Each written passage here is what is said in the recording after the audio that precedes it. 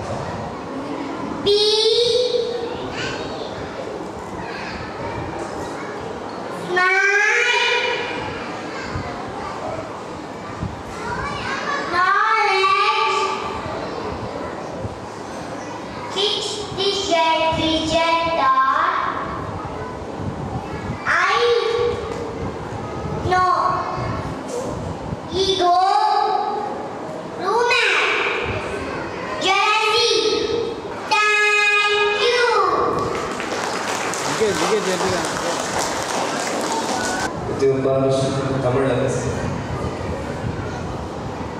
பெருமதிப்பிற்குரிய correspondent sister reverend sister தரஸ்வரி and principal sister Reverend Sister Marcella Marie and all the sisters and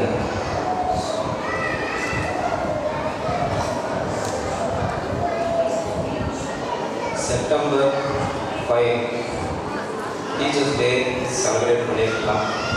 ஆனால் அன்றைக்கி government already ஆகிடுச்சு. அதனால் இன்றைய விழாவையே டீச்சர்ஸ் டேவாக நான் நினச்சிக்கிறேன். அதனால் எங்கள் குழந்தைகள் அனைவருக்கும் அருமையான முறையில் அனைத்து விதமான திறன்களையும் கற்றுக் கொடுத்து கொண்டிருக்கக்கூடிய ஆசிரியர்கள் அனைவருக்கும் என்னுடைய சகோதர சகோதரிகள் அதாவது பெற்றோர்கள் அனைவருக்கும் வந்திருக்கக்கூடிய வயதில் மூத்தோர் அனைவருக்கும் என்னுடைய காலை வணக்கத்தை தெரிவித்துக் கொள்கிறேன். முதலாவதாக என்னை விழாவிற்கு அழைப்பு விடுத்த பள்ளி நிர்வாகத்தினருக்கும் ஆசிரியர்களுக்கும் எனது மிகப்பெரிய நன்றியை தெரிவித்துக் கொள்கிறேன். நான் இந்த இடத்திற்கு வந்து நிற்பதற்கு காரணமாக அமைந்த எனது தாய் தந்தையருக்கும் எனது நன்றியை தெரிவித்துக் கொள்கிறேன். பெற்றோர் சார்பாக தான் பேச வந்திருக்கேன். நான் ஒரு டீச்சர் அப்படிங்கிறவங்க எப்படி இருக்கணும் அப்படின்றதுக்கு குறுகிய காலம் தான் இருக்குது. அதனால் நானும் கொஞ்சம் சுருக்கமாகவும் விரைவாகவும் முடிச்சுட்டு கிளம்புகிறேன். ஜப்பான் நாட்டில் சில பேர் கேள்விப்பட்டிருப்பீங்க, கேள்விப்படாமல் வந்திருக்கீங்க. இருந்தாலும் உங்களுக்கு ஒரு முறை இதை பதிவு பார்க்கலாம். ஜப்பான் நாட்டில் இராணுவ ஆட்சி நடந்துட்டு இருந்தப்போ அதை பயன்படுத்திக்கிட்டு சில கொள்ளையர்கள் இராணுவ உடையிலிருந்து குதிரையில் வந்து ஊராக கொள்ளையடிச்சுட்டு போனாங்க. அது ஊராக கொள்ளையடிச்சுட்டு போகிறதோடு இல்லாமல் அங்கே இருக்கிற மக்களையும் கொத்தா கொண்டு குவிச்சுட்டு அதுக்கப்புறமா அவங்களுக்கு தேவையான பொருட்கள்லாம் கொள்ளையடிச்சுட்டு போயிட்டு இருந்தாங்க. இப்படி இருக்கும்பொழுது ஒரு கிராமத்தை கொள்ளையடிக்க போகிறாங்க. அந்த மாதிரி சமயத்தில் ஒரு வீட்டுக்கு முன்னாடி ஒரு தாயார் 2 குழந்தைங்க, இந்த பக்கம் ஒரு குழந்தை இந்த பக்கம் ஒரு குழந்தை வச்சு சாப்பாடு ஊட்டிகிட்டு இருக்கிறாங்க. அப்படி ஊட்டிகிட்டு இருக்கும் பொழுது வெளியில் நிறைய கதறல் சத்தம் கேட்குது.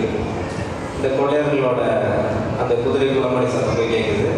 இவங்க ஒரு உறுதிப்படுத்திக்கிறாங்க, சரி கொள்ளையர்கள் வந்திருக்காங்க உங்களுக்கு 2 குழந்தையும் காப்பாற்றணும்னு சொல்லிட்டு தன்னோட இடது கையில் ஒரு குழந்தைய தூக்கிட்டு வலது கையில் ஒரு குழந்தைய தூக்கிட்டு சரி போடலாம் நகர்றாங்க. அதுக்குள்ளே இன்னும் நெருக்கத்தில் அந்த குளமணி சத்தம் கேட்க வந்து சரி 2 குழந்தையும் முகத்தை பார்த்துட்டு ஒரு குழந்தைய மட்டும் தூக்கிட்டு மறைவிடமாக போயிட்டு ஒழிஞ்சிக்கிறாங்க.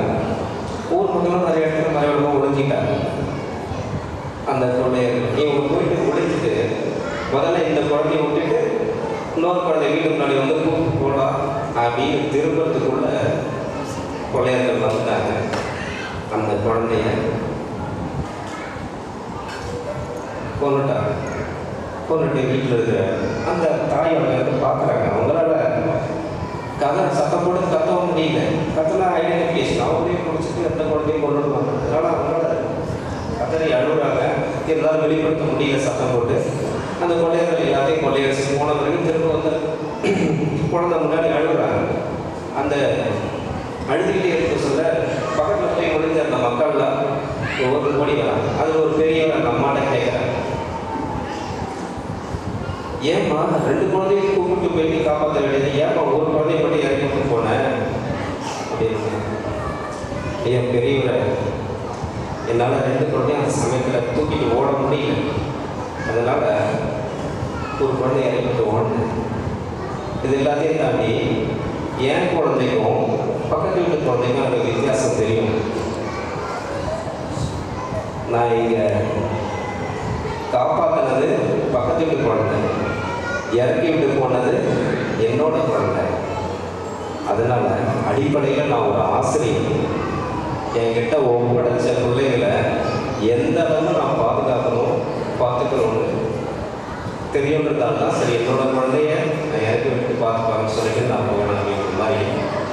அந்த வகையில் ஆசிரியர்களாகிய அனைவருமே தன்னுடைய குழந்தைகளை விட எங்கள் வகுப்பறையிலும் பள்ளியிலும் படிக்கக்கூடிய மாணவ மாணவிகளோடு தான் அதிகமாக பழகக்கூடிய வாய்ப்பு.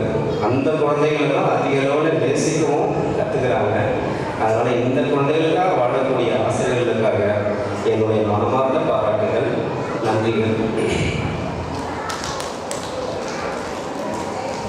இது இதோட முடிஞ்சிச்சு. இது கதையாக மட்டும் இல்லை, அடுத்து ஒரு நிகழ்வு ஒன்று இருக்குது. என்னென்னா, என் குழந்தை இந்த ஸ்கூலில் யூகேஜி எல்கேஜிலேருந்து படிக்கிறாங்க. Hand writing practice cursive hand writing எழுதும் பொழுது என் குழந்தை ஃபஸ்ட்டு டே அழகாக எழுதிக்கலாம், நான் சந்தோஷப்பட்டேன். கொண்டு போய் மிஸ்ஸிட்ட கொடுத்து அடுத்த நாள் வந்தோடனே கரெக்ஷன் தான். ரெண்டாவது நாள் தப்பு.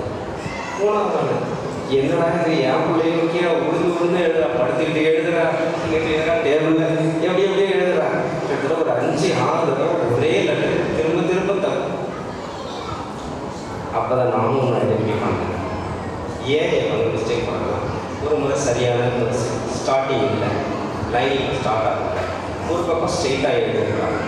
ஸோ இது எல்லாத்தையும் ஃபினிஷிங் கரெக்டாக வரணுன்றது எங்கள் டீச்சர்ஸ் என்ன பண்ணுறாங்க, எப்போ ஒரு லெட்டரை ஃபினிஷிங் கரெக்டாக கொண்டு வரையோ அப்போ வரையும் உன்னை நான் திருத்தாமல் விட மாட்டேன் அப்படின்னு சொல்லிட்டு இந்த டீச்சர்ஸ் என்ன பண்ணுறாங்க, அவங்க தான் டீச்சர்ஸ். உன்னை கடைசி வரைக்கும் உன்னை சரியான நேர்கோணத்தில் கொண்டு வரவங்க தான் டீச்சர்ஸ். சின்ன தப்பு பண்ணால் கூட திருத்து. இது என் குழந்தையோட விஷயம். பிஃபோர்னு ஒரு ஹேண்ட் ரைட்டிங் ஒன்று இருக்கும் பாருங்கள், ஒருட ஆவரேஜாக தான் இருக்கும். இது என்னன்னா பிஃபோர் ஹேண்ட் ரைட்டிங் ப்ராக்டிஸ். யாரும் என்ன விஷயம் நான் சொல்லிடுறதையும் இவங்க இந்த மாதிரி திரும்ப ஹேண்ட் ரைட்டிங் ஒரு லெட்டருக்கு எவ்வளோ மெனக்கடும் பொழுது என் கிளாஸில் அந்த மாதிரி ஒரு பையன் இருந்தாங்க, சரியாக எழுதுது.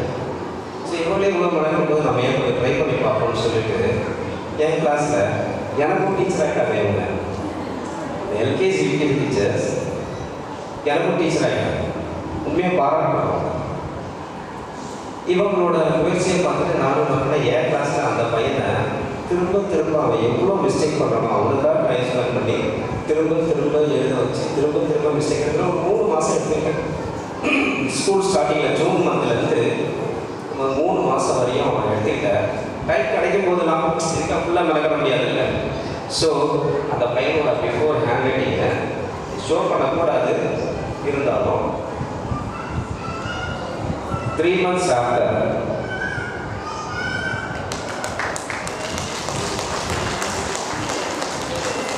இந்த ஹேண்ட் ரைட்டிங்கும் உங்களுக்கு டிஃப்ரென்ஸ் தெரியும். இது என்னோட முயற்சியாக இருந்தாலும் எனக்கு ஒரு ஸ்பார்க் கொடுத்தவங்க யாருன்னா இந்த ஸ்கூலோட டீச்சர்ஸ் தான். அதனால் இந்த டீச்சர்ஸை கட்டாயம் நான் பாராட்டுறதுக்கு பெருமைப்படுறேன். ஒரு சின்ன விஷயம் எதுவாக இருந்தால் இவ்வளோ நேரம் காலையிலேருந்து பிள்ளைங்களாம் அழகாக போனாங்க. அது எவ்வளோ மெனக்கிட்டு இருப்பாங்கன்னு சின்னதாக இது வந்து ஷெட்யூல், இன்னைக்கு ப்ரோக்ராம் ஷெட்யூல், இதை செய்யறதுக்கு எவ்வளோ மெனக்கிட்டு இருப்பாங்க.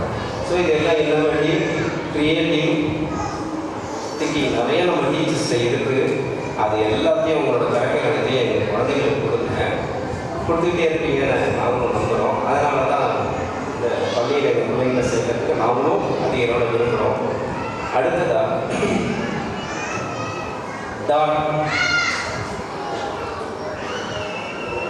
சில பேர் தெரிஞ்சுக்கணும்.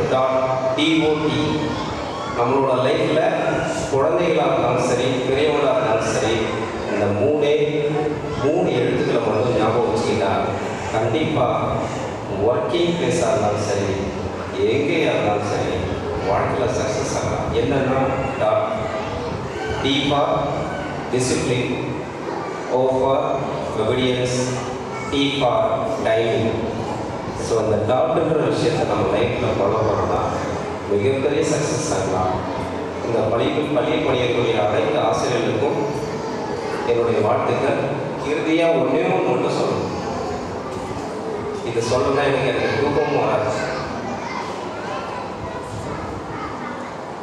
இது தாய்மார்களுக்கு இல்லை, தந்தைமார்களுக்கு மட்டும்.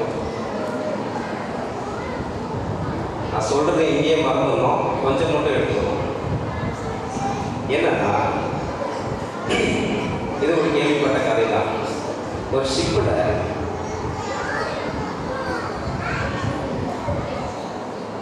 ஹிட்லர் இருக்கார். ஷிப்பில் சோல்ஜர்ஸ்லாம் இருக்காங்க. ஒரு இங்கிலீஷ் கேப்டன் இருக்கார். அப்போ அந்த இங்கிலீஷ் கேப்டன் என்ன பண்ணுறாரு, இங்கிலீஷ் பேசுகிற கேப்டன் என்ன பண்ணுறாரு, இந்த ஹிட்லரை பார்த்து நினச்சிட்டாரு, எப்படி தான் இந்த மனுஷன் வந்து இவ்வளோ கட்டுப்பாடாக எல்லாத்தையும் வச்சுருக்காரோ தெரியல, அவரையும் போய் கேட்கலாம் அப்படின்னு சொல்லிட்டு ஹிட்லர்கிட்ட போயிட்டு கேட்குறாரு, ஐயா இந்த மாதிரி இவ்வளோ கண்ட்ரோல்லாம் எல்லாம் பயங்கரமாக உங்களோட சொல் வச்சு மீறாமல் நாட்டியே வச்சுருக்கீங்களே எப்படி அப்படின்னு. அதுக்கு அவர் சொல்கிறார், அதுக்கு என்னோட ஊழியர்கள் தான் காரணம், அவர்கிட்ட போடக்கூடிய சோல்ஜர்ஸ் தான் காரணம் சொல்கிறேன். சரி எப்படி அதை சொல்கிறீங்க? அப்போ அதை நம்ப வைக்கணும். அவங்க வந்து கை தட்டுறாரு. ஒரு சோல்ஜர் ஓடி வந்து இவர் சல்யூட் பண்ணுறாரு. நீ என்ன பண்ணுற, ஷிப்பில் இருந்து கீழே குதிச்சு அப்படின்னு. உடனே இப்போ என்னதே திருப்பி கேட்கல, ஓடி போய் குதிச்சிட்டான் ரைட் சைடு. என்ன சொன்ன உடனே குதிச்சிட்டான் அப்படின்னு. அடுத்து இன்னும் நம்பலைங்க, சரி இன்னொரு ஆகும் கை தட்ட அப்படியே இன்னொருத்தர் நீ இன்னொரு குதி அப்படின்னு குதிச்சிட்டாரு. அவரும் குதிச்சிட்டாரு. ஐயோ என்னடா இது, நம்ம சொல்ல இவரும் குதிக்க வச்சு மூணாவது இன்னும் நம்மளுடைய அந்த நம்பிக்கையோட இன்னும் வேணாலும் என்னோட ஊழியை இவ்வளோ பேர் வேணாம் எடுக்கணும்னு சொல்லிட்டு கைத்தட்ட மூணாவது ஒருத்தர் ஓடிடுது. நீ ஓடி போயிட்டு அந்த பக்கம் குதி அப்படின்னு. அவர் ஓடி போய் குதிக்கிறாருக்குள்ள இந்த இங்கிலீஷ் அந்த கேப்டனுக்கு என்னாச்சு, ஓடி போயிட்டு அந்த சோல்ஜர் தடுத்து நிறுத்துறாரு. நான் இவங்க ஓடி போயிட்டு ஐயோ என்னதையா அப்புறம் சொல்கிறாரு, நீங்கள்லாம் மாறி குதிச்சுக்கிட்டே இருக்கீங்க, என்ன எதுவும் கேட்க மாட்டீங்களா அப்படின்னு கேட்குறேன். அதுக்கு அந்த சோல்ஜர் சொல்லியிருக்காரு, இந்த ஆண்ட வேலை செய்கிறத விட நான் கடலை ருச்சியை சேர்ந்து போயிடலாம் அப்படின்னு சொல்லி. அந்த மாதிரி ஹிட்லரை இப்போ யாரோட ஒப்பிடல யாரும் தப்பாக நினச்சிக்கணும்னா, வீட்டில் மனைமார்கள்லாம் இருக்காங்கல்ல, அவங்க சொன்னாங்கன்னா முடிஞ்ச அளவு அவங்களோட கருத்துக்களை கேளுங்க. அதை வந்து ஒன்றும் கேட்கலன்னா இந்த மாதிரி வந்து தலையாடி காட்சி போயிடும். ஹிட்லர் மாதிரி அதுக்காக நான் கம்பேர் பண்ணலை. என்னன்னா இது எதுக்காக சொல்ல வரேன்னா, அப்படி யாரையும் ஒருவர் விட்டு கொடுத்து போய்விட்டால் குடும்பத்தில் வந்து சூழல் நல்ல சுமூகமாக இருக்கும். முக்கால்வாசி குழந்தைகளோட கல்வி பாதிக்கப்படுவது தாய் தந்தையர்களோட ஒற்றுமையின்மையால் தான்.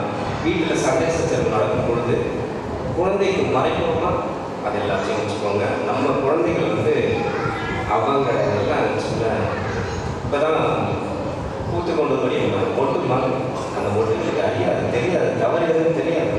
நம்ம கற்றுக் கொடுக்கக்கூடிய இடத்துல நம்ம உள்ளதானே நம்ம பிள்ளை முன்னாடி சண்டை போட்டுக்கலாம் அப்படின்னு தயவுசெய்து நினைக்காதீங்க. நம்ம பிள்ளைகளுக்கு நம்மளும் மிகப்பெரிய எடுத்துக்காட்டாக இருக்கணும்.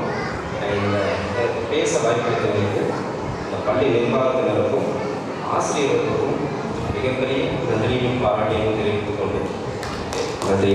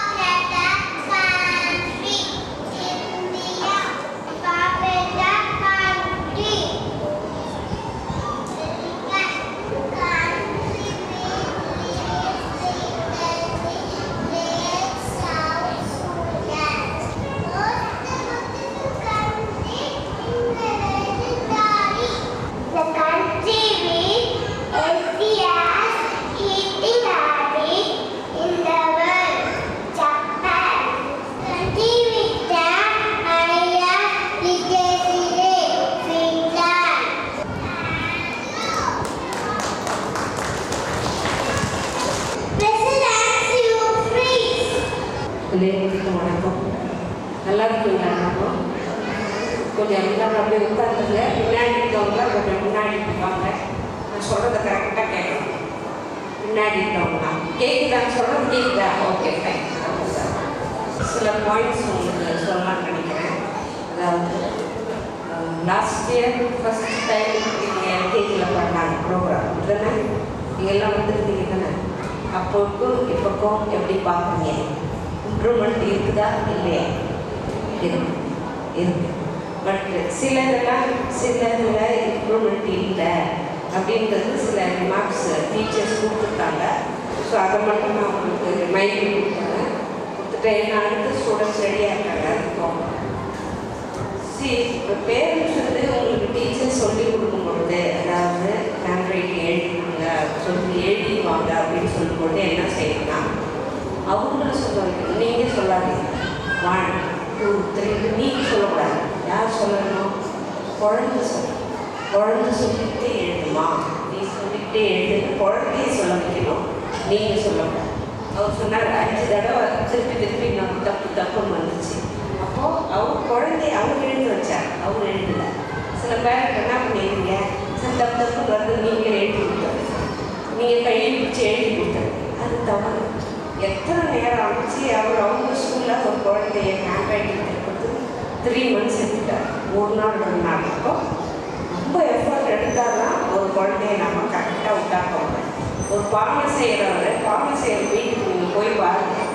ஒரு பானையை அவர் உண்டாக்கும் பொழுது சரி வரலன்னா திருப்பியும் செய்வாங்க, அது சரி வரலன்னா திருப்பியும் செய்வாங்க, மாற்றி செய்வாங்க. அவங்க என்ன நினைக்கிறாரோ அந்த அந்த ஷேப்புக்கு, அந்த சைஸுக்கு, அந்த டிசைனுக்கு வர வரைக்கும் அவங்க திருப்பி செஞ்சுட்டு இருப்பாங்க. அதே மாதிரி தான் குழந்தைங்க நமக்கு ஒரு ரா மெட்டீரியல். இந்த ரா மெட்டீரியலை நம்ம எப்படி உண்டாக்கணும், அதுதான் முக்கியம். இப்போ சிறிய வயசில் நம்ம என்ன சொல்லித்தரோம் அது முக்கியம், ரொம்ப ரொம்ப முக்கியம். இல்லாட்டா பெரியவங்களாம் ஒரு இப்போ 10th ஒரு குழந்தைய கரெக்ட் பண்ணுறது அவ்வளோ ஈஸியாக இருக்கும். இப்போ ரொம்ப கஷ்டம். பேசும்பொழுது பார்த்து பேச வேண்டியதாக. ஏன்னா இப்போலாம் பிள்ளைங்க ரொம்ப சென்சிட்டிவாக இருக்கு. பேசும்பொழுது பார்த்து பேச வேண்டியதாக இருக்குது. என்ன வார்த்தை சொல்கிறோம், இப்படி பேசுகிறோம், அப்படி இருக்காங்க பிள்ளைங்க. அப்போ நம்ம சின்னதுலேயே நான் போட்டு அடி நல்லா எதை சொன்னாலும் தாங்காத மாதிரி அப்படி நம்ம வளர்க்கணும். பெரியையும் தாங்கிக்கணும், ஏமாற்றத்தையும் தாங்கிக்கணும், நான் அக்செப்டன்ஸு ஏற்றுக்கொள்ளணும், டாலரன்ஸ் இல்லாத இப்படி தான் ஒரு குழந்தைய நம்ம அப்படி தான் உண்டு பரண்டு எழுந்து வந்தால் தான் இது மாதிரி நம்மளால் வந்து ஸ்டெடியாக நிற்க முடியும். நம்மளாம் எவ்வளோ உண்டு பரண்டு எழுந்து வந்தால் நீங்கள் கொஞ்சம் யோசிச்சு பாருங்கள். அந்த மாதிரி ஒரு சுச்சுவேஷன்ஸை குழந்தைங்களுக்கு ஏற்படுத்தி கொடுக்கணும். எதுவும் என் பொண்ணை தொடக்கூடாது, டச் பண்ணக்கூடாது, கிட்ட வரக்கூடாது, அப்படியே அதெல்லாம் பாசிபிலிட்டி இல்லை. லைஃப்னா தோல்வியை சந்திக்கணும், ஏமாற்றத்தை சந்திக்கணும், கஷ்டத்தை சந்திக்கணும். அப்போ தான் அவங்களால வாழ்க்கையில் எழுந்து நிற்க முடியும். ஏன்னா கடைசி வரைக்கும் நீங்கள் யாரும் கூட இருக்க போகிறதில்ல, அவங்க காலில் அடிக்கணும். இப்போ பெற்றோராக இருக்கிற நீங்கள், இப்போ பெற்றோர்கள் ஒதுங்கிட்டாங்க, நீங்கள் தான் உங்கள் காலில் அடிக்கணும். உங்கள் வாழ்க்கையை நீங்கள் தான் வாழணும், பெற்றோர் வாழ முடியாது. அப்போ அதற்கு நாம் வழிகாட்டுகளாக இருக்கணும். இப்போ வழிகாட்டிகள் எப்படி இருக்கணும், இந்த மாதிரி டீச்சர்ஸ் சொல்கிறத கரெக்டாக கேட்டு கரெக்டாக நம்ம பிள்ளைங்களை வளர்க்கணும். அடுத்து நிறைய பேர் லீவ் எடுக்கிறீங்க, லேட்டாக வரீங்க, இது எல்லாமே பிள்ளைங்களை பார்த்துக்கணும். நல்லா தெரிஞ்சுக்கோங்க. எனக்கு வீட்டில் கற்றுக்கணும். அம்மா ஏதாவது எமர்ஜென்சினா வாய்ப்பு வந்து சொல்லு, கிளாஸ் ரூமில் டீச்சர்ஸ்ட்டு சொல்லிட்டு போங்க. எமர்ஜென்சி அவங்களுக்கு அந்த நீங்கள் தெரியும், அப்போ சொல்லணும். அதெல்லாம் நீங்கள் தான் ட்ரெயின் பண்ணணும், வீட்டில் ட்ரெயின் பண்ணணும். அதே மாதிரி எக்ஸ்ட்ரா ட்ரெஸ் நான் முதல் நாளே சொன்னேன், எக்ஸ்ட்ரா ஸ்பேர் ட்ரெஸ் அவங்க பேக்கில் டெய்லி வச்சு அனுப்பணும். ஏன்னா ஒரே மாதிரி இருக்காது குழந்தைங்களோட சிச்சுவேஷன். சடனாக வாமிட் பண்ணுவாங்க, டயர்ட் ஆகிடுவாங்க, இல்லை டயரி ஆகிடும், இல்லை தண்ணி ஊற்றிக்கும். சப்போஸ் ஸ்பேர் ட்ரெஸ் எப்பயுமே பேக்கில் வச்சுருக்கோம். பேக் நீங்கள் தான் எடுத்துகிட்டு வைக்க, அதனால் நான் ஈஸியாக தூக்கிட்டு வந்துடலாம். அதனால் ஒரு ஸ்பேர் ட்ரெஸ் எப்பயுமே பேக்கில் வச்சுருக்கோம், அதை ஞாபகத்தில் வச்சுக்கோங்க. ஹோம்ஒர்க்கும் பிள்ளைங்க கம்ப்ளீட் பண்ண மாட்டாங்கன்ற கம்ப்ளைண்ட் வந்து கொஞ்சம் முடிஞ்ச அளவுக்கு கம்ப்ளீட் பண்ணி அனுப்பிட்டா நல்லாயிருக்கும். அதே மாதிரி லஞ்சு வந்து வீட்டில் சாப்பிடல, அட்லீஸ்ட் ஸ்கூலில் டீச்சர் சாப்பிடணும்னு நிறைய வச்சு அனுப்புறீங்க. அது வந்து அவ்வளோ என்கரேஜ் பண்ணலை. நாங்கள் என்ன நிறைய சாப்பிட்டாலும் பிள்ளைங்க தூங்கிப்பாங்க. நம்ம ஸ்கூலுக்கு வர்றது தூங்குறதுக்காக வரல, ஸ்கூலுக்கு வர்றது படிக்கிறதுக்காக. அதனால தேவை பசிக்கு தான் சாப்பாடு, அதுக்குன்னு நிறைய போவாங்க. அப்போ பசங்க ஃபுல்லாக தூங்கிடுவாங்க. தூங்கிட்டா ஒன்றுமே டைம் படிக்க முடியாது. அந்த டைமுடைய பாடம் போயிடும். அதனால் ஓரளவுக்கு லிமிட்டட் எவ்வளோ அவ்வளோதான், எக்ஸ்ட்ராவாக இருக்கக்கூடாது. நானும் ஈவினிங் டிஃபனே கட் பண்ண சொல்லிட்டேன். ஈவினிங்கு ஸ்நாக்ஸ் சாப்பிடக்கூடாதுன்னு சொல்லிட்டேன். மார்னிங் மட்டும். ஏன் மார்னிங்கில் கொடுக்குறோன்றத நல்லா யோசிக்கோங்க. சில சமையல் வரியில் குழந்தைங்க சாப்பிடாம வந்துடும். அட்லீஸ்ட் அந்த 10 மணிக்காக சாப்பிட்டு படிக்கணும் அப்படின்றதுக்காக மார்னிங் ஸ்நாக்ஸ். ஈவினிங் ஸ்நாக்ஸ் தேவையே கிடையாது. அதையும் சாப்பிட்டு அது மறுபடியும் அவங்க தூங்கிட்டு ஆரம்பிச்சிருப்போம். அதனால் கொடுக்கூடாது. ஒரு பாக்ஸ் தான் ஸ்நாக்ஸ் பாக்ஸ் கொடுத்துருவோம். புரியுதுங்களா?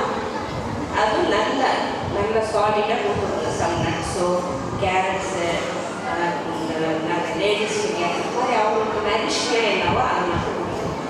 மார்னிங் லஞ்ச் சாப்பிட்டுட்டு அப்புறம் ஒரு 3 மாதத்துக்கு அப்புறம் தூங்கக்கூடாதுன்னு சொல்லியிருக்கேன். இதெல்லாம் நல்லா ஆக்டிவாக நல்லா விளையாடிட்டா வீட்டில் வந்து நீங்கள் சாப்பாடு கொடுத்து அது ஹோம் ஒர்க் எழுத வச்சிங்கன்னா, இல்லை எழுதிட்டு கொஞ்சம் நேரம் வந்த உடனே தூங்க வச்சுட்டு நீங்கள் எழுதி திருப்பி சாப்பாடு கொடுத்து ஹோம் ஒர்க் பண்ணி நல்லா தூங்கிடுவாங்க. உங்களை டிஸ்டர்ப் பண்ணவே மாட்டாங்க. பசியில் நல்லா சாப்பிடும். ஏன்னா இங்கே 12 மணிக்கு மேலே ஒன்றும் கொடுக்கல. பசிக்குனால நல்லா சாப்பிடும். புரியுதுங்களா? அதனால் இதெல்லாம் நம்ம ஏன் இதை சிஸ்டர் சொல்கிறாங்கன்றத ப்ராக்டிக்கலாக நம்ம யோசிக்கணும். நான் உங்கள் பிள்ளைங்க ஸ்டாப் பண்ணோம் பஸ்ஸோடு இருக்கணும்னு நான் சொல்லலை. இதனால் என்ன சைடு என்னம்மா நமக்கு அதனுடைய பலன் என்ன கிடைக்குதுன்றதை யோசிக்கணும். சாயங்காலம் வந்தவொடனே உட்காந்து ஊட்டு மூட்ட வேண்டாம். எனக்கு கொடுங்க பஸ்ஸுன்னு அதை கேட்குவாங்க சார். அந்த மாதிரி நான் கிடைக்கும். சரிங்களா? அதே மாதிரி ஜங்க் ஃபுட்டை கொஞ்சம் அவாய்ட் பண்ணிடுங்க. நிறைய பிள்ளைங்க சிக்காகிறாங்க. ஈவன் நம்ம ஸ்கூல்லே kidney failure, diabetes, heart patient, asthma நிறைய இருக்காங்க இந்த ஸ்கூலில். இங்கே தான் நான் லாஸ்ட் இயரே சொன்னாங்க, எனக்கு இது எல்லாமே புதுசாக இருக்குது, நான் இருந்த இடத்துலலாம் இப்படியெல்லாம் இல்லை. ஆனால் கடவுளோட நிறைய குழந்தைங்க சிக்காகிறாங்க. அதுக்கு ஒரு காரணம் சொன்னாங்க, சிக்காட்டால் சிக்காகிறாங்கன்னு சொன்னாங்க. அப்போ நமக்கு சிக்காட் பக்கத்தில் இருக்குதுன்னு சொன்னால் அப்போ நம்ம இன்னும் உஷாராக இருக்கணும். பிள்ளைங்களை இன்னும் நம்ம ஹெல்த்தியாக வளர்க்க பார்த்துக்கணும். அப்போ சிக்காகாமல் என்ன ஃபுட்டு கொடுத்தா சிக்காகாமல் வளருவாங்கன்னு பார்த்து அந்த மாதிரி ஃபுட்டு கொடுக்கணும். ஜங்க் ஃபுட்டுலாம் கொடுத்தா டேஸ்ட்டாக இருக்கும், பட் அது உடம்புக்கு நல்லது கிடையாது. அது நீங்கள் யோசிக்கணும். நான் சொன்னபடி இந்த மதியம் அவங்க இனிமேல் டிஃபன் கொடுக்க மாட்டாங்க, ஸ்நாக்ஸ் கொடுக்க மாட்டாங்க. அவங்க வரணும், படிக்கணும். வீட்டுக்கு வந்தோடனே ஹோம் ஒர்க் கொஞ்சம் தான் கொடுப்பாங்கன்னு நினைக்கிறேன். முடிஞ்ச அளவுக்கு தூங்கிட்டாங்கன்னா காலையில் எழுப்பி செய்ய வைங்க. சீக்கிரமாக சாப்பிட்டு தூங்கிடுறாங்க, ஏன்னா டயர்ட் ஆகிடுது தூங்கிடுறாங்கன்னா காலையில் எழுப்பி வச்சு செய்ய வைங்க. இல்லை கொஞ்சம் நேரம் தூங்கிட்டு நைட் சாப்பிட்றதுக்கு முன்னாடி செய்ய வச்சுட்டு மறுபடியும் செய்ய. இது செஞ்சால் கொஞ்சம் நல்லாயிருக்கும்னு நினைக்கிறேன். அடுத்து மதியம் மொபைல் ஃபோன் இந்த அடிக்ஷன்லாம் கொஞ்சம் அவாய்ட் பண்ணுங்கள். பிள்ளைங்களுடைய ஐசைட் நிறைய அஃபெக்ட் ஆகுது. ப்ளஸ் இப்போ நிறைய கவுன்சிலிங் நிறைய தேவைப்படுது பிள்ளைங்க. Addiction counselling, drug addiction counselling one side போயிட்டு, இன்னொரு side mobile addiction, media addiction. இதால் ஸ்ட்ரெஸ் ஆகுறாங்க பிள்ளைங்க. ஸ்ட்ரெஸ் ஆகும்போது அவங்களால கான்சன்ட்ரேட் பண்ண முடியல, சிக்காயிடுறாங்க. அதனால் மொபைலில் இப்போ சின்ன ஏஜில் கொடுக்க வேண்டாம். அதை சிலர் என்ன பண்ணியிருக்கா, யாரும் நமக்கு ஏழையாக நமக்கு ஜாயின்ட் ஃபேமிலி இருக்குது, நம்ம தாத்தா பாட்டி பார்த்துக்கோங்க, நீங்கள் வேலை செய்வீங்க. இப்போ எல்லாமே சிங்கிள் ஃபேமிலி ஆகிடுது. அதனால் யாரும் இல்லை பார்க்கறதுக்கு, நீங்கள் குக் பண்ணணும், மொபைலை கொடுத்து போய் குக் பண்ணியிருக்கீங்க. அது வந்து அவ்வளோ நல்லதில்லை. அதை கொஞ்சம் அவாய்ட் பண்ண நல்லாயிருக்கும்.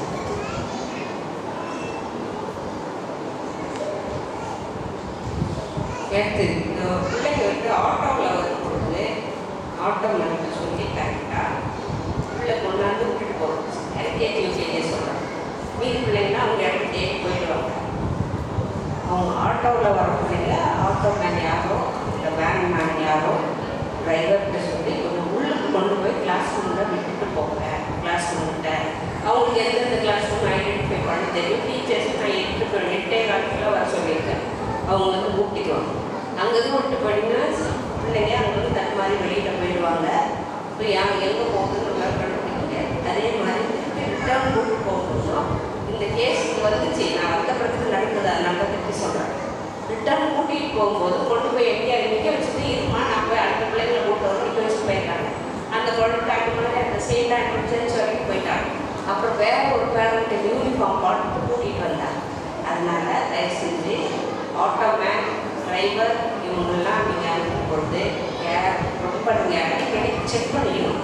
கரெக்டாக கொண்டு போய் விடுறீங்களா, கரெக்டாக ஆட்டோவில் கூட்டிகிட்டு வரீங்களா, இது எல்லாமே செக் பண்ணணும். ஏன்னா சேஃப்டி முக்கியம், சேஃப்டி ரொம்ப ரொம்ப முக்கியம். இதெல்லாம் நீங்கள் கொஞ்சம் செக் பண்ணணும். சரி, இன்றைய இந்த UKG A class teacher Sundari welcome. Divya இவங்க 2 பேரும் ரொம்ப அழகாக பிள்ளைங்களை ட்ரெயின் பண்ணிக்கிறாங்க. நமது அவங்களுக்கு